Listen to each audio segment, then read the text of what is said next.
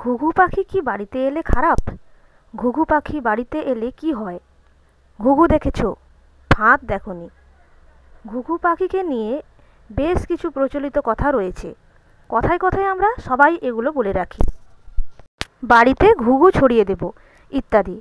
কেন এইসব বলা হয়? ঘুঘু পাখি কি সত্যিই আমাদের জীবনে খারাপ সময় নিয়ে আসে? ঘুঘু পাখি শুভ না অশুভ, এই সব নানা প্রশ্ন আমাদের মনে আসে। ঘুঘু পাখি বাসা বাঁধলে কতটা ক্ষতি হয়? কেন বলা হয় ভাঙতে হবে ঘুঘুর বাসা? চলুন আজ এই সব প্রশ্নের উত্তর খোঁজার চেষ্টা করি এবং জেনে নিই ঘুঘু পাখি সম্পর্কে আরও রহস্যময় তথ্যগুলি। তার আগে বলে রাখি, ঘুঘু পাখিকে নিয়ে এই ভিডিওটা আমি আজ করলাম কেন। এই যে ঘুঘু পাখিগুলো দেখছেন, এগুলো কিছুদিন হলো আমাদের বাড়িতে আসা শুরু করেছে এবং বাসা বাঁধতে শুরু করেছে।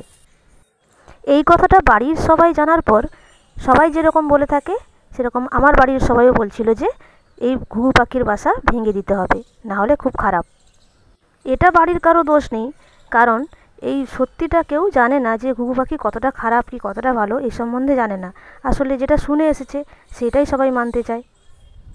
তবে আমার মনে হয় একটা পাখি এতটাও খারাপ হতে পারে না। তাই বিভিন্ন জায়গায় সার্চ করে, গুগল সার্চ করে, ইউটিউবে দেখে আমি যতটুকু জানতে পেরেছি সেটাই আপনাদের জানাচ্ছি। ঘুঘু দেখেছো, ফাঁদ দেখোনি।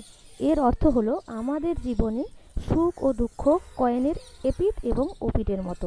তাই শুরুর সুখটাই দেখেছো, শেষের দুঃখটা দেখোনি, বা লোভে পড়ে এগিয়েছো, ফাঁদে পড়বে ভাবনি।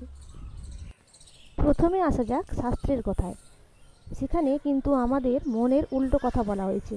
বলা হয়েছে যে কোনো গৃহে পাখি বাসা বাঁধলে তা অত্যন্ত শুভ এবং সৌভাগ্যের প্রতীক। কারণ গৃহস্বামীর জীবনে শুরু হয় উন্নতি, ভবিষ্যৎ হয়ে ওঠে উজ্জ্বল।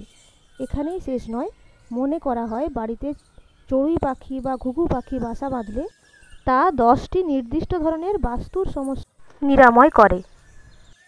আপনারা একটু খেয়াল করে দেখুন তো, হিন্দু সনাতন ধর্মে বেশিরভাগ দেবদেবীর বাহন হলো পাখি। যেমন কার্তিকের বাহন হলো ময়ূর, সরস্বতীর বাহন রাজহাঁস, বিষ্ণুর বাহন গরুড়, শনিদেবের বাহন শকুন, কাক, লক্ষ্মী মায়ের বাহন হলো পেঁচা। এই কারণেই দেবদেবীর পুজোর সময় তাদের বাহনেরও পুজো করা হয়। জানলে অবাক হবেন, প্রচলিত ধর্মীয় বিশ্বাস অনুযায়ী ঘুঘু পাখি দেবী লক্ষ্মীর ভক্ত। সুতরাং বাড়িতে ঘুঘু আসার অর্থ আপনার দুর্ভাগ্য এবার সৌভাগ্যে পরিণত হতে চলেছে। যে গৃহে তারা থাকে সেই গৃহে সর্বদা আনন্দ সমৃদ্ধিতে পূর্ণ থাকে।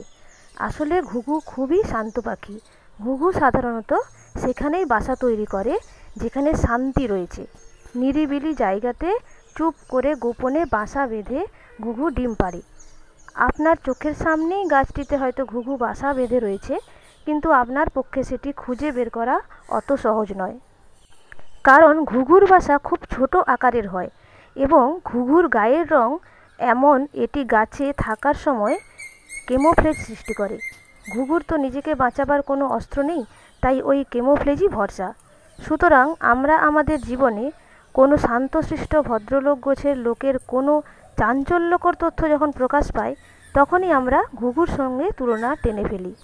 চোখের সামনেই রয়েছে অথচ দেখতে পাই না। ঘুঘুর বাসার কেমোফ্লেজও তাই। সুতরাং শান্তশিষ্ট ভদ্রলোকটির চক্করে ঘুঘু পাখিরই বদনাম হয়ে গেল। দেখুন বিজ্ঞান আবার এই নিয়ে কি বলে। এই পৃথিবীতে সবারই প্রয়োজন রয়েছে। বাস্তুতন্ত্র বজায় রাখতে হলে একটি ঘুঘুর যেমন পরিবেশে থাকা প্রয়োজন, ঠিক তেমনই একটি শকুনেরও থাকা প্রয়োজন। তবেই না প্রকৃতির ভারসাম্য বজায় থাকবে। কিন্তু আমাদের সেসব ভাববার সময় কোথায়। সুতরাং একটি ঘুঘুর বাসা ভেঙে দিলে মহাভারত অশুদ্ধ হবে না, এই ভেবে আমরা যা করার প্রয়োজন নেই তাই করে ফেলি। তাই বলছি, কোনো দিন যদি দেখেন ঘুঘু পাখি বাড়িতে বাসা বাঁধার চেষ্টা করছে, তাহলে তাকে তাড়িয়ে দেবেন না, বাসাও ধ্বংস করবেন না। বরং ঘুঘুকে রোজ খাবার জন্য শস্য দানা এবং পানের জন্য জল দিন। কারণ ঘুঘুর আসার অর্থ আপনার বাড়িতে আর কোনো অভাব থাকবে না। এর সোজা যুক্তি হলো, আপনার বাড়িতে যদি শান্তি না থাকতো তাহলে ঘুঘু বাসা বাঁধত? ঘুঘু তো নিজেই শান্তিতে থাকতে ভালোবাসে। অতএব যার তার কথায় একটি নিরীহ পাখির সংসার ভেঙে দেবেন না। কারোর সংসার ভেঙে আর যাই হোক আপনার মঙ্গল হতে পারে না। গোটা পৃথিবীর প্রাণী জগৎকে রক্ষা করার জন্যই হয়তো আগেকার মুনি ঋষিরা দেবদেবীর বাহন করেছিলেন পশু পাখিদের। এই সূক্ষ্ম চিন্তাভাবনাগুলো করে গিয়েছিলেন।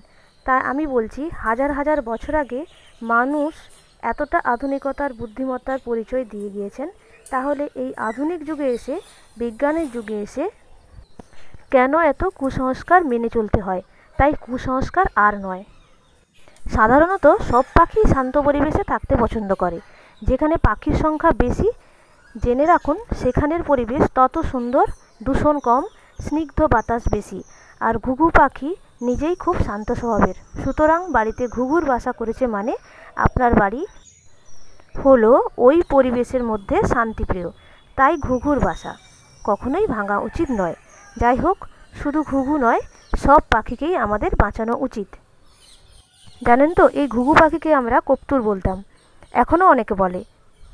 ঘুঘু পাখি তো পায়রার মতোই দেখতে, তাই একে বুনো পায়রা বলা হয়। আর পায়রাকে বলা হয় কবুতর, আর সেই কবুতর থেকেই হয়েছে কপ্তুর। তো যাই হোক, এটা মনে পড়লো তাই বললাম। তো এবার থেকে আর নিশ্চয়ই এই কুসংস্কার মেনে চলবেন না। সবাই খুব ভালো থাকবেন আর অবশ্যই পজিটিভ থাকবেন, দেখবেন সব কিছুই ভালো হবে।